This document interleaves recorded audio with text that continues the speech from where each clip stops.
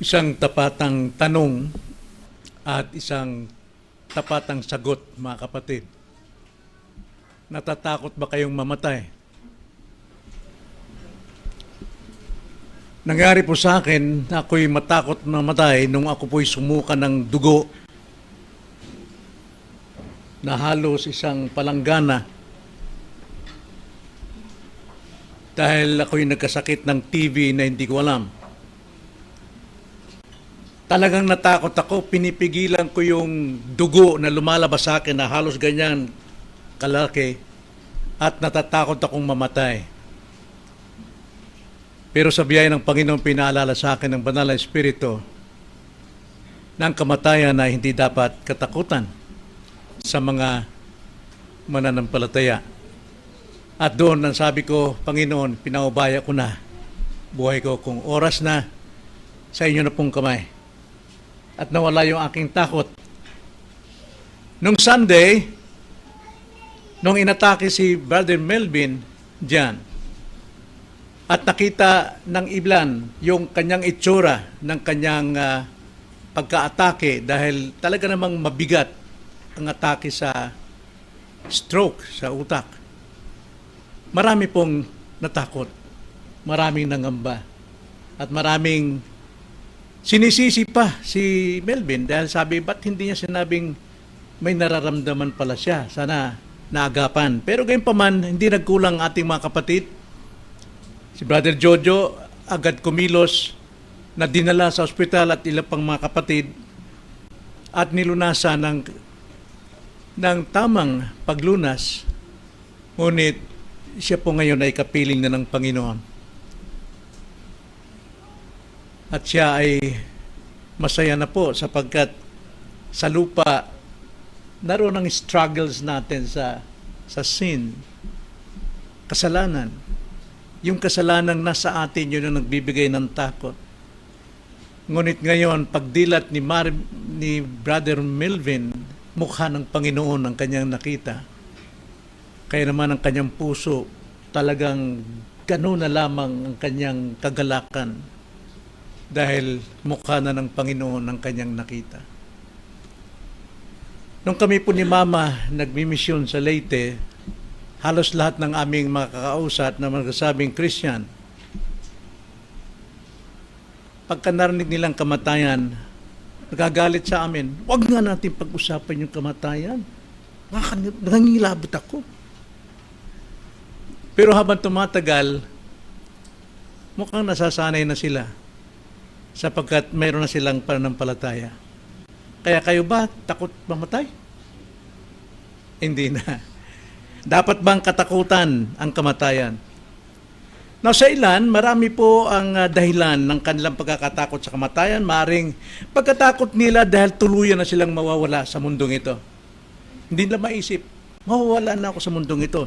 O di kaya pagkatakot sa proseso ng pagkamatay, sa paghihirap, aksidente, o ano pa man. Mahirap huminga, naghihingalo. O di kaya pagkatakot sa mangyayaring akto ng pagkamatay. Ano kaya mangyari sa akin pag tumigil ng aking hininga? Alam ko marami na akong nalagay sa aking braso, yung naghihingalo, na nadidinig ko yung malakas na pitik. Yun yung paghiwalay ng kaluluwa. At marami rin ang pagkatakot na mahiwalay sa kanilang mahal sa buhay.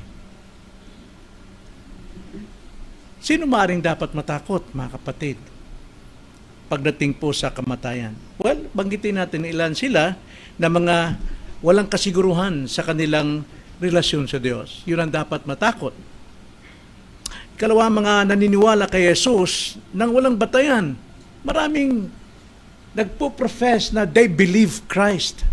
Pero walang basis. Ang kanila pong faith is hugkang lundag sa dilim. Ang faith po na makapagbibigay sa atin ng assurance ay may laman. May laman. From eternity past to glorification, dapat may laman yung faith natin na siya nating paninindigan at kamamatayan. Alam nating may kasiguruhan. Na bakit po mananampalataya pero natatakot pa rin? Alam nyo, hindi po sapat ang kanilang kaalaman sa salita ng Panginoon. Jesus Christ mismo nagsabi sa John 8:31 to 32 sa mga sumasampalataya, particular ang mga Jews, ang sabi ng Jesus Christ, kung kayo'y patuloy sa aking salita, tunay na kayo'y mga alagad ko. Malalaman ninyong katotohanan at ang katotohanan ang siya makapagpapalaya sa inyo. Only the truth can set us free. Kaya mayroon tayong assurance, mayroon tayong pinangahawakan. At marami pong naniniwala kay Kristo na takot mamatay. Hayaan nating sagutin ng Diyos ang mga katanungan nating ito sa pamagitan ng kanyang mga salita. Dapat bang katakutan ang kamatayan? Then hayaan natin ang salita ng Diyos ang sumagot sa atin. Buksan natin ang ating mga Bible sa Romans chapter 8. Romans chapter 8 verse 1, at pagkatapos tayo po ay mananalangin. Ganito po ang pagkakasabi, isang talata lang po na nagtataglay po ng katotohanan when it comes to death. Ngayon nga'y wala ng kahatulan sa mga nakay Kristo na. Ngayon nga'y wala ng kahatulan sa mga nakay Kristo na.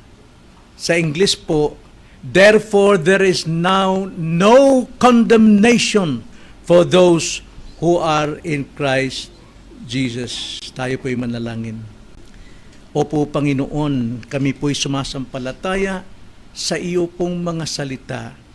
Ngunit kung ang salita ninyo ay hindi po namin pinapakinggan at ipinapasok sa aming mga puso, wala pong silbi. Ito'y pagtanggap lamang ng impormasyon. Kailangan namin itong panghawakan, unawain, at busugin kami sa mga katotohanan na makapagpapalaya sa amin. Dalangin namin ngayong umaga, magsalita kayo sa puso ng bawat isa. At dalangin namin ang iyong banal na Espiritu na siyang magbigay liwanag ng katotohanan at ng kabanalan, sapagkat ang salita ninyo'y banal at ito'y naunawa lamang sa paraan po ng banal na Espiritu. Kaya Panginoon, patibayin niyo kami, Ama, pagdating po sa realidad ng kamatayan na hindi dapat namin itong katakutan. Itong aming dalangin sa pangalan ng Panginoong Hesus. Amen. Nawaing ang kamatayan po ay hindi dapat katakutan ng mga nasa kay Kristo dahil ito ay daan patungo sa kaluwalhatian. Daan ito sa ganap na pagkakaisa sa Diyos. Gayunpaman, ang kamatayan ay dapat katakutan ng mga nasa labas kay Kristo at kailangan nilang maunawaan ang katotohanan dahil ito ay daan patungo sa tiyak din na paghuhukom sa kanila. Now, ito pong Romans 8:21. Ito po ay patunay ni Pablo sa kanyang mga ipinapahiwatig sa kabuuan ng Romans from chapter 1 hanggang 3, pinaliwanag niya ang universal sin ng mga tao. Lahat ng tao, maging Hudyo man, pinakamabait man tao, ay makasalanan. Then, pagdating po sa chapter 4 hanggang 5, ay kanya namang ipinangaral ang pagiging matuwid. Paano maging matuwid ang isang makasalanan? At ito ay sa pamamagitan ng pananampalataya kay Kristo. At pagdating po sa chapter 6 hanggang chapter 8, ang kaligtasan ay sa pamamagitan lamang ng biyaya ng Diyos, hindi sa reliyon tulad ng ginagawa ng mga Hudyo. Sila nagtitiwala sa kanilang kinagisnang pananampalataya na tanging sila ang bayan ng Diyos, may pabor ng Diyos, na sa kanila lahat ng pagpapala ng Diyos. At maging sa ating panahon, mayroon ding ganung paniniwala na sa kanilang grupo ang siyang pinapakinggan ng Diyos. Ngunit, ipinahayag ni Pablo na ang kaligtasan ay sa pamamagitan ng biyaya at tinatanggap ito sa pamamagitan ng pananampalataya. At ngayon po sa chapter 8 verse 1, ito po ay isang pagpapayag ni Pablo. There is no therefore, no condemnation. Ano bang kanyang pinahayag sa chapter 7? Malaki pong problema sa chapter 7 sa mga Kristiyano. Sapagkat napapansin nila, kung Kristiyano ka na, hindi ka na dapat magkasala. Pero ang sabi ni Pablo, mismong ako sa sarili ko, nararamdaman ko ito. Kaya basahin natin na malinaw upang mailapat natin ang chapter 8 verse 1. Ganito po ang pagkakasabi, Romans chapter 7 verse 15, na maaring hindi pa natin alam ito, no? O alam na natin, kaya dapat magkaroon tayo ng kapayapaan kapag tayo po ay nagkakasala as Christians, sapagkat ang Christians ay nagkakasala pa rin, at ito ang katotohanan ng ipapaliwanag sa atin. Nabasahin ko po ng dandahan ang verse 15, Romans 7 verse 15 to 25. Ganito po ang pagkakasabi. Sapagkat na si Paul mismo ang nagpapatotoo rito sa kanyang sariling experience, karanasan as a Christian. Hindi lamang siya Kristiyano basta-basta, kundi isang apostol. Ang sabi niya, sapagkat ang ginagawa ko'y hindi ko nalalaman. Sapagkat ang hindi ko nais, ang ginagawa ko. Subalit ang aking kinapuputan, subalit ang kinapuputan ko, yun ang ginagawa ko. Nan verse 16, ngunit kung ang hindi ko nais ang siya kong ginagawa, sumasang-ayon ako na mabuti ang kautusan, sapagkat ang kautusan nagpapahayag ng ating pagkamakasalanan. Kaya napakalagang kautusan para ihayag ang ating kasalanan. Kaya sabi ni Pablo, approve ako sa kautusan. Then 17, subalit ngayon hindi na ako ang gumagawa nito, kundi ang kasalanang nananatili sa akin. Ang tawag niya sa kasalanang nasa Kristiyano ay remaining sin. So kapag tayo naligtas, hindi tayo kompleto talaga na perfect. Mayroon tayong remaining sin. Yun ang bunga ng kasalanan, inani natin, the original sin. Verse 18, sapagkat nalalaman ko na walang mabuti na nanatili sa akin. Saan yun? Sa kanyang old life. Walang mabuti. Sa makatuwid ay sa aking laman, ang sabi niya. Ang pagnanais ng mabuti ay nasa akin, subalit hindi ko yun nagawa. May struggles ang isang buhay Kristiyano. Sapagkat siya nagkakasala, gusto niyang gawin yung mabuti, pero kadalasan hindi niya nagagawa, kundi sinusunod niya kung ano yung masama. Then 19, sapagkat ang mabuti na aking nais ay hindi ko ginagawa, ngunit ang masama na hindi ko nais ang siya kong ginagawa. 20, subalit kung ang hindi ko nais ang siya kong ginagawa, ay hindi ako, the new life, the new Paul, ay hindi na ako ang gumagawa nito, kundi ang kasalanang nananatili sa akin. And that is his flesh, the old self. Mayroon siyang kasalanan. At nasa atin yan. Then 21, kaya nga, natagpuan ko ang isang kautusan na kung ibig kong gumawa ng mabuti, ang kasamaan ay malapit. Nakita niyo yun? Gusto niyo sundin ng Panginoon, pero andyan ang temptations. At kadalasan, bumibigay tayo sa temptations.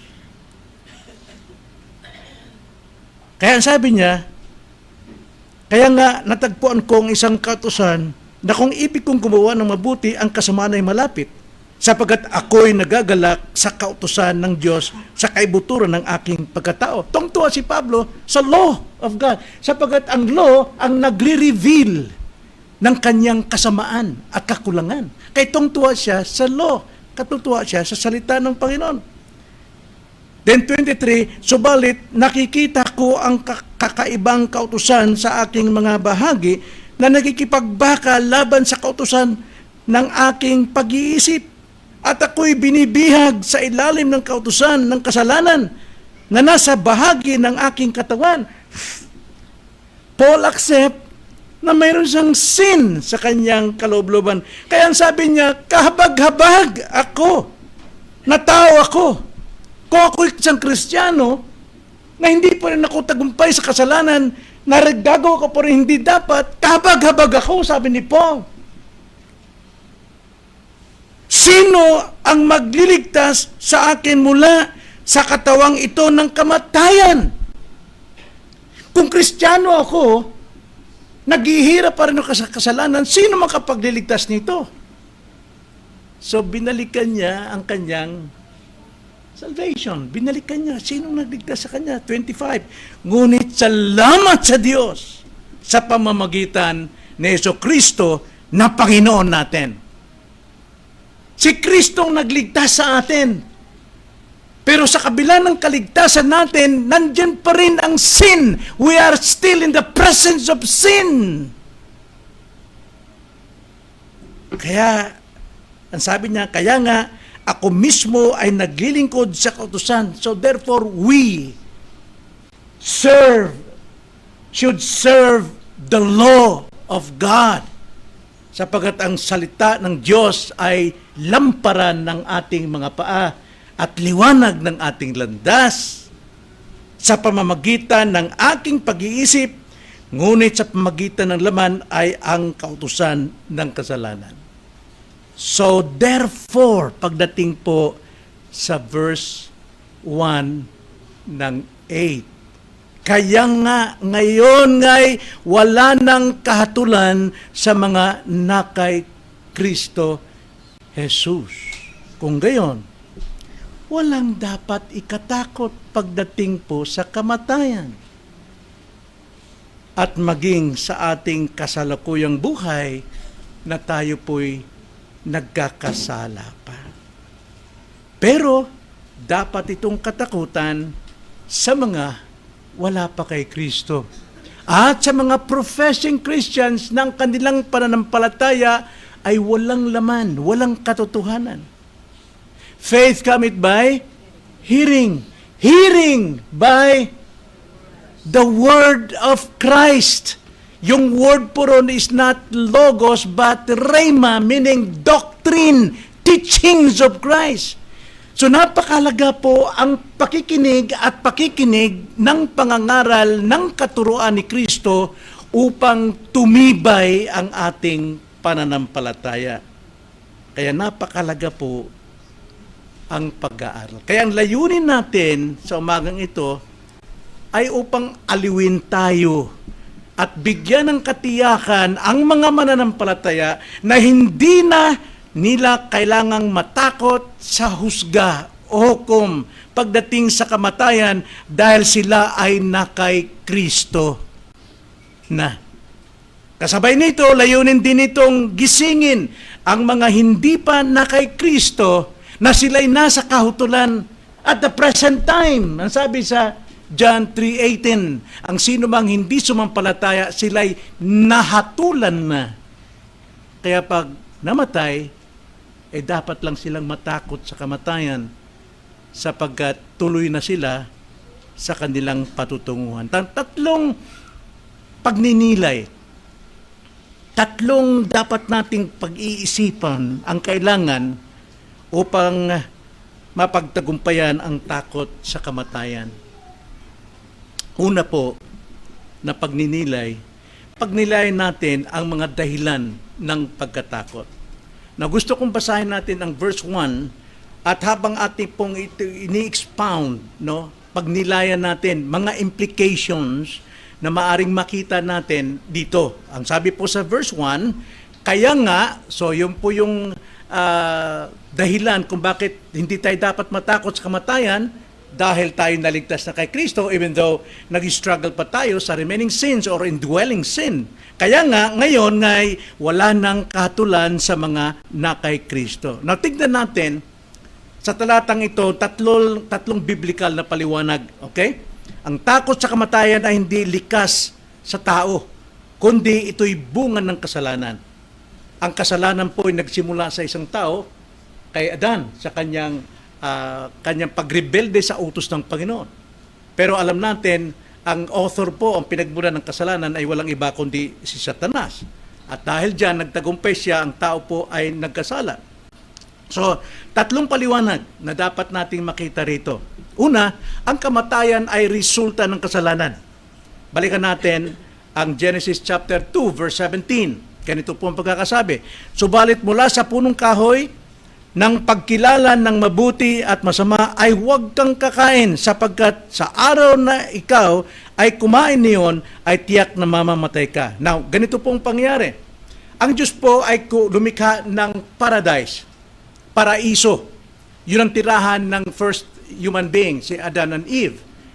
At doon po sa paraiso, siya po ay nagdikha ng puno ng kahoy na nagbubunga ng buhay na walang hanggan. Okay? Ibig sabihin, dapat andun palagi si Adan at si Eva para magpatuloy ang kanilang relationship with God. Na sila po ay kapwa mayroong buhay na walang hanggan. But, hindi po naglikha ang Diyos ng robot na mga tao. Ang Diyos naman, naglikha rin siya ng puno na nagbubunga ng knowledge of sin and goodness, mabutit masama. Ngayon, ang sabi ng Panginoon sa kanya, sa verse 17, subalit mula sa punong kahoy ng pagkikilala ng mabutit masama ay huwag kang kakain sapagkat sa araw na ikaw ay kumain yon ay tiyak na mamamatay ka. Yun po yung utos ng Panginoon. Pero nandun na po ang tree of life na dapat doon sila mag-continue, sumunod sila sa Panginoon sapagkat sila ay mga tao ng Diyos ayon sa wangis ng Diyos. Pero sa kanilang kalayaan, nandun din ang tree of knowledge of sin and death, no? Pero mas ginusto ng tao. Kalooban ng tao. His free will. Nasuwayin ng Diyos. At sinuway nila ang Diyos. At dahil dyan, namatay ang tao. Physically and spiritually. Ang masakit, lahat ng tao ay mamamatay sa physical. Andun yung deterioration dahil sa kanilang mga actual sins na gagawin. Pero ang realidad, ang tao po ay namatay spiritually, separated eternally ang kanilang kaluluwa. Kaya ang ginawa ng Diyos, binantayan ang tree of life ng mga anghel upang itong makasalanan na ay huwag makakain. Sapagkat kung makakain sila sa tree of life, wala silang kamatayan na isang makasalanan. So, yun po ang naging kalagayan. Nang tao po ay sumuway at ang kasalanan ay dumating dahil po sa pagsuway. Kaya pagdating po sa Romans chapter 5 verse 12, kaya't kung paanong sa pamamagitan ng isang tao ay pumasok ang kasalanan sa sanlibutan, at sa pamamagitan ng kasalanan ay ang kamatayan. So therefore, lahat ng tao mamamatay sapagkat lahat ng tao ay nagmana ng kasalanan. Kaya't dumating sa lahat ng mga tao ang kamatayan sapagkat ang lahat ay nagkasala. Yan po kung bakit po ang tao natatakot po sa kamatayan dahil ang tao'y makasalanan. Ang mundo ngayon ay punong-puno ng pagsuway. Lahat ng kabulukan, lahat ng kasamaan, kasinungalingan, pagmamataas sa Diyos. Yan po ang dapat at yun ang nagtuturo upang ang tao ay mamatay sapagkat alam ng tao wala siyang kasiguruhan kapag namatay. Ito'y bayad sa Diyos ay ng kamatayan, ay sa kasalanan ng bayad ay kamatayan. Ikalawa, ang kamatayan ay isang kaaway. Hindi lamang ito resulta ng kasalanan, kundi ito'y kaaway. Ayon po sa 1 Corinthians 15:26, ang huling kaaway na lilipulin ay ang kamatayan. Now, alam natin, sa mga Kristiyano, si Kristo po ay sinugo ng Ama upang siya'y magkatawang tao para sa kaligtasan ng mga tao. At ang sino mang sasampalataya kay Jesus at sa kanyang gagawin ay hindi mapapahama kundi magkaroon ng buhay na walang hanggan. Kaya ang pagparito ni Kristo ay ang pag-ako ng kasalanan ng mga taong sumasampalataya sa Kanya. At dahil inako ito at ang kaparusahan ng kasalanan ay kamatayan sa impyerno, si Kristo mismo ang nagdala ng kasalanan ng mga tao niya na siyang Kanya pong binayaran sa krus. Siya ngayon ang tumanggap ng lahat ng pahirap, lahat ng pagdurusa, lahat ng mga pag-alipustan ng mga tao. Kahiyan, siyang tumanggap. Imbis na tayo ang tatanggap ng lahat ng yun. At si Kristo'y namatay at nilibing. At siya'y muling nabuhay upang ang sino mang sumampalataya sa kanyang pagka-Diyos at sa kanyang ginawa, taglay ang kanyang kasalanan, kinamatayan, inilibing, at mayroong bagong buhay sa mga sumasampalataya. May bagong buhay. At ang kamatayan patungo sa impyerno, ang kamatayang magdadala sa tao sa tiyak na kaparusahan ay napagtagumpayan na ng ating Panginoon. Siya ang namatay para sa atin. Pero at the present time, mayroon pa tayong remaining sin. Hindi natin ito may pagkakaila. Pinatututo ni Pablo at yan ang ating kaaway. Bagamat ang kaparusahan ng kasalanan ay winasak na ng Panginoon. Kanya na itong kinamatayan at muli niyang kinabuhayan. Kaya nga, bilang mga tao ng Diyos, magagawa nating mamuhay sa kabanalan. At ang pamumuhay natin sa kabanalan, ito yung ating pag-struggle sa remaining sins. Kailangan tayong magtagumpay sa lahat ng ito upang sa buhay natin kabanalan, lumabas po, tumibay ang bunga ng Espiritu. Ano yung bunga ng Espiritu? Pag-ibig, pananampalataya, pagtitiis, di ba? Dapat yun ay lumago sa atin sapagkat yan ang katangian ng ating Panginoon. Nagiging katulad tayo kay Kristo sa araw-araw. Kaya nga sabi nga sa ating Bible, sa dito kanina, anumang bagay na tama, totoo, na hindi natin ginagawa, ito'y kasalanan sa atin. Wala tayong ituturong iba. Atin itong kasalanan. Kaya dapat natin itong pagtagumpayan sapagkat ang kasalanan ay nananatiling kaaway pa rin. Yan ang realidad sa atin. At ikatlo, ang kamatayan ay nauugnay sa paghuhukom. Tingnan niyo ang sabi sa Hebrews chapter 9:27. At yamang itinakda sa mga tao ang mamatay na minsan at pagkatapos nito ay ang paghuhukom.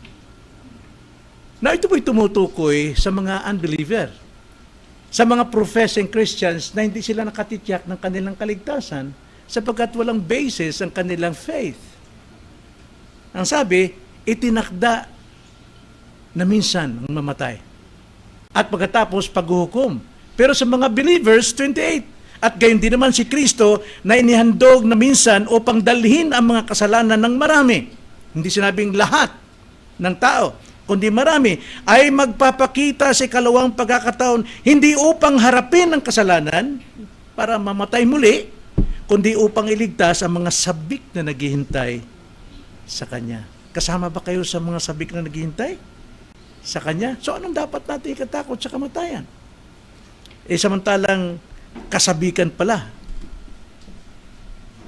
ang paghihintay sa Panginoon. Kaya nang paliwanag ko sa punerarya, ang kamatayan ay dumarating sa dalawang paraan sa buhay natin. Pangako ng Diyos, itinakda ng Diyos. Una, sa Kanyang second coming.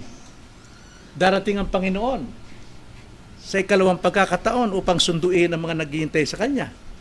Pero, kadalasan, dumarating ang Panginoon para sunduin ka sa oras ng iyong kamatayan. Whether it is accident, anumang klase, sapagkat ang kamatayan gumagawa ng dahilan. Pero, walang makapagkukuha ng buhay natin malibang sunduin na tayo ni Kristo. Sabi nga sa 1 Samuel chapter 2, paliwanag dito ni Hannah, ang Diyos ang nanunugat, ang Diyos ang nagpapagaling, ang Diyos ang pumapatay, at ang Diyos ang bumubuhay. Pag sabing pumapatay, meaning to say, siya po ang nagtakda ng ating kamatayan. Walang sino mang makapatay ng ating buhay. Si Kristo ang Diyos lamang ang kukuha nito. Kaya nga mga kapatid, ang takot sa kamatayan ay hindi dapat sa kamatayan mismo, kundi sa hukom na darating sa mga hindi mananampalataya. Ikalawa, mga kapatid, na dapat nating pagnilayan. Una, ang mga dahilan ng pagkamatay. Nakita natin, ngayon ikalawa, sino ang dapat matakot? Pagnilayan natin ito. Again, verse 1, ganito ang sabi, kaya nga, ngayon ngay wala nang katulan sa mga na kay Kristo Jesus. Sino dapat matakot? Ang dapat matakot ay ang mga nasa labas kay Kristo. Ang kamatayan ay isang tiyak na takot para sa mga hindi paligtas, mga nagpapabaya, mga walang pagpapansin dahil sa katigasan ng kanilang mga puso. So, ang hindi pagpapasakop kay Kristo ay nasa ilalim pa rin ng hatol na pagsumpa ng Diyos. Sila ay haharap sa kanyang banal na paghuhukom. Ang paghuhukom. Ang sabi nga sa Ecclesiastes, kung di ka mali, chapter 22, I think, verse 7, na ang ating katawan ay babalik sa alabok, ngunit ang ating espiritu ay babalik sa Panginoon. Babalik na ano? Ligtas na? No. Haharap sa paghuhukom. Paano natin ginamit ang ating buhay sa mundong ito. Ang paghuhukom na ito ay hindi magaganap sa isang iglap lamang, kundi ayon sa lahat ng kanilang ginagawa, lahat ng ating mga nagagawa. Naroon po ang paghuhukom. Revelations 20 verse 12, ganito ang pagkakasabi, at nakita ko ang mga patay, mga dakila at mga hamak na nakatayo sa harapan ng trono at binuksan ang mga aklat, binuksan din ang isang aklat, ang aklat ng buhay, at ang mga patay ay hinatulan ayon sa kanilang mga gawa, ayon sa nakatala sa mga aklat. Hindi natin alam, mga kapatid, at hindi natin binibigyan ng pansin na lahat pala ng ating ginagawa, lahat ng ating iniisip, lahat ng ating mga salita, lahat ng ating plano ay nakasulat sa aklat ng buhay. Matthew chapter 12, verse 35 to 37. Pananagutan natin ang lahat ng ating mga maliit na sinasabi. Pananagutan natin. Kaya nga, ito po ay dapat katakutan sapagkat hindi lingid sa Panginoon ang lahat ng bagay. Kaya ngayon, ngay wala nang katulan sa mga nakay Kristo Jesus. Ang tinutukoy dito ay mga mananampalataya kay Kristo ay walang takot pagdating po sa kamatayan. Bagamat nagkakasala pa, sabi ni Pablo, lahat tayo bumabagsak pa sa kasalanan. Pero yung sumpa ng kasalanan ng kamatayan ay pinagtagumpayan na ng ating Panginoon. Pero ngayon, sa realidad, nariyan pa rin tayo sa presensya ng kasalanan. Pero sabi ni Paul, ulitin natin, Galatians 2:20, I am crucified with Christ. Ako'y napakong kasama na Kristo. And it is no longer I who live. Hindi na akong nabubuhay sa aking sarili, kundi si Kristo na nagmahal sa akin. So therefore, ang sabi ni Paul, dito sa aking remaining sin, sa aking flesh, mamumuhay ako sa pananampalataya. Sa pananampalatayang mga kapatid, ito yung laman ng kaligtasan. Sa pananampalatayang in the eternity past, I was chosen by God, called by God, regenerated by God, converted by God, justified by God, being adopted by God, and persevering through the preservation of God, sanctification, and glorification. Yun po yung laman ng ating kaligtasan. Kaya sabi ni Paul, wala siyang dapat ikatakot. Bawat Kristiyano ay dapat walang takot at dapat lumago tayo sa ating pananampalataya. At ang pananampalataya lumalago sa pamagitan ng pakikinig ng doktrina, ng aral ng ating Panginoong Jesucristo. At malalaman natin ang katotohanan at ang katotohanan ang siya makapagpapalaya sa atin. Makapagpapalaya sa ating pagkasunod sa mga remaining sins. Makalaya tayo sa mga temptations. Makalaya tayo sa ating pagwawalang bahala. Lahat po. Kaya wala pong hatol at pagsumba para sa mga mananampalataya. Mahirap pong dinggin ito. Wala yung ating bisita ngayon si Si Sixto na 92 years old na at si Lydia 88. Aywan ko kung matatanggap nila ito. Hindi dapat katakutan.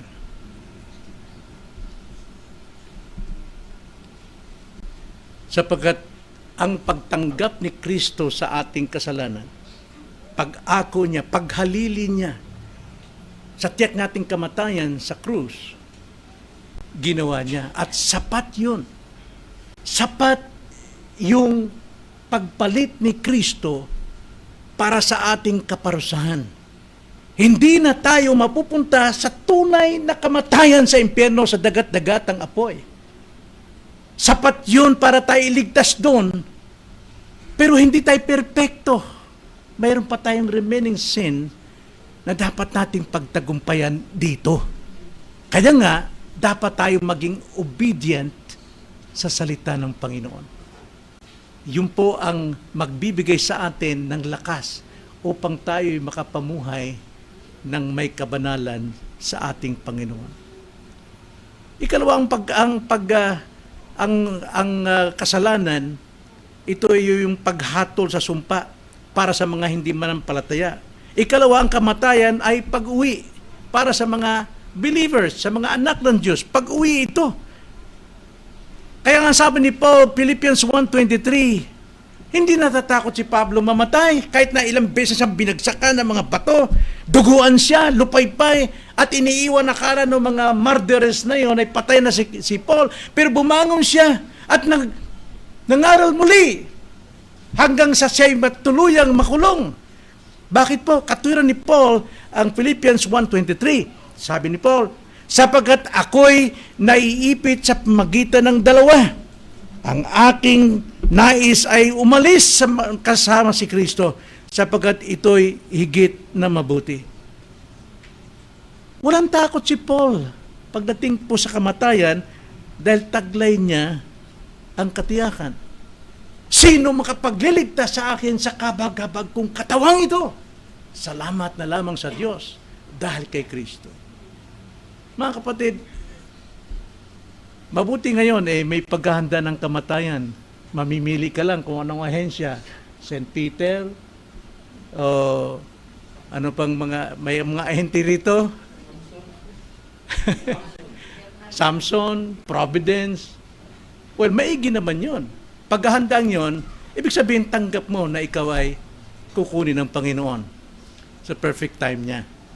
At ayaw mo na mahirapan, mag-isip, mag-away-away yung mga maiiwan sa iyong kayamanang pamamana sa kanila. So, ginastusan mo na para ma-settle down na ang iyong labi. Pero hindi yun ang ibig sabihin paghahanda. Kung ikay wala pang kaugnayan kay Kristo, hindi ka handa. Anytime ay mapupunta ka talaga sa katulan, dapat kang matakot. Sapagkat ang takot, hindi ito masama. Ang takot ay mag-uudyok sa iyo upang lumapit kay Kristo.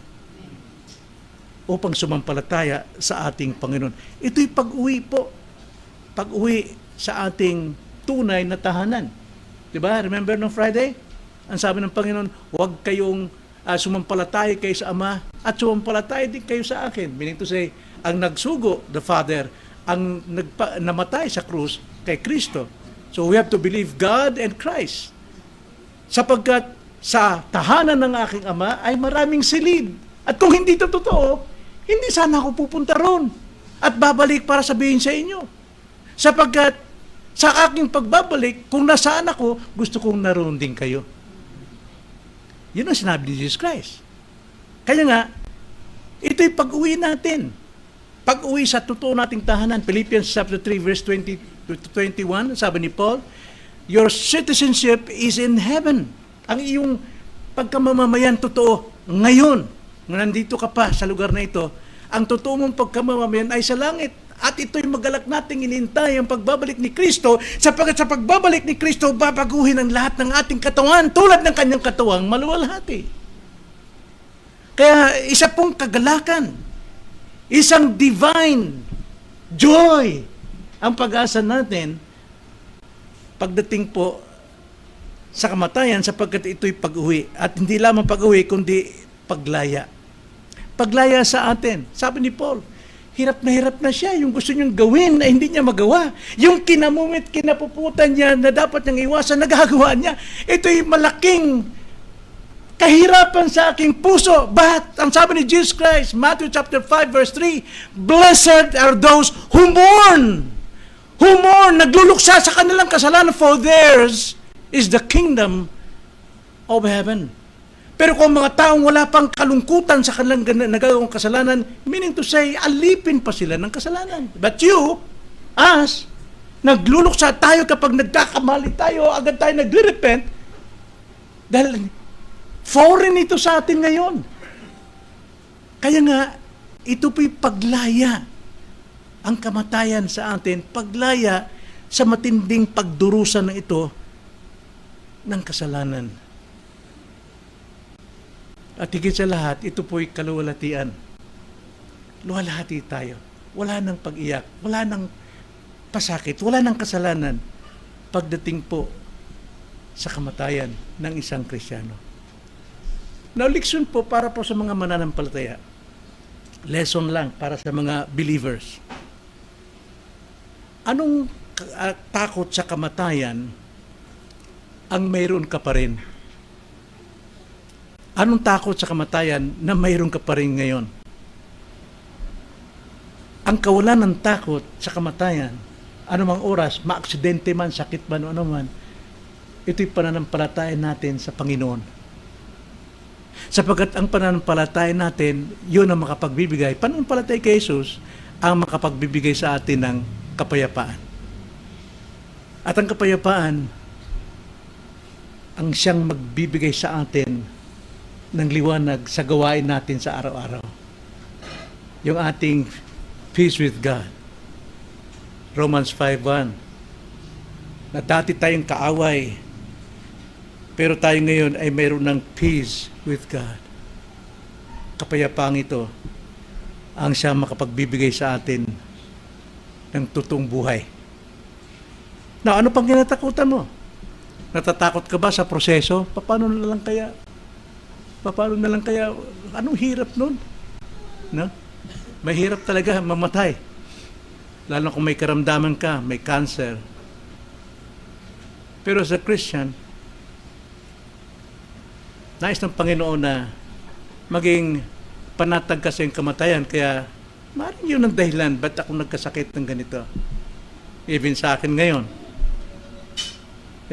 Buti na lang sa aking utak, hindi nakita yung aking dating microaneurysm. Pero ngayon naman sa puso ko, mga doktor nagpupumilit na magpa-bypass operation.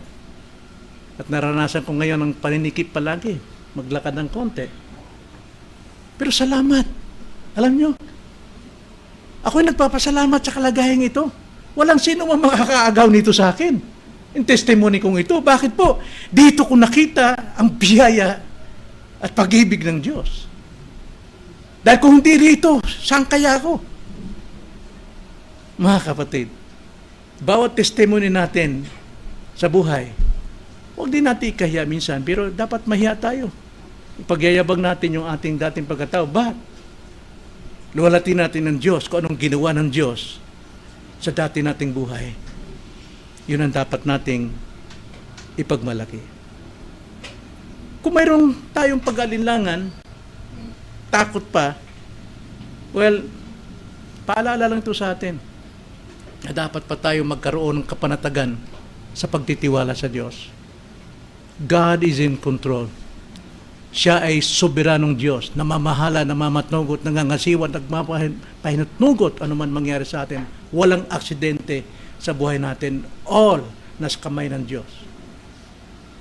Kaya, pabayan natin, habang tumitibay tayo sa pananampalataya at ito'y sa pamagitan ng pakikinig ng salita ng Diyos, lumalakas ang ating pagtitiwala sa Diyos. Tumitibay tayo, nawawala sa atin ang anumang takot. So, ang kamatayan ay hindi dapat katakutan kung ang iyong panampalataya ay na kay Kristo. Amen? Handa na ba tayo? Walang sumagot? Tanggap na ba natin? Yun siguro dapat. Tanggap na ba natin? Tayo po'y manalangin.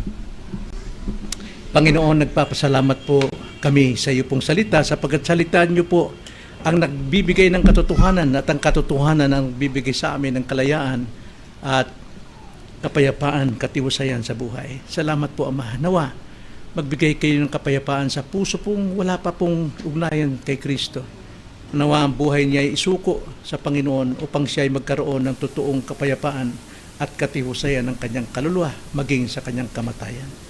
Maraming salamat po sa iyong salita sa aming lahat ngayon. Ito ang aming dalangin sa pangalan ng Panginoong Hesus. Amen.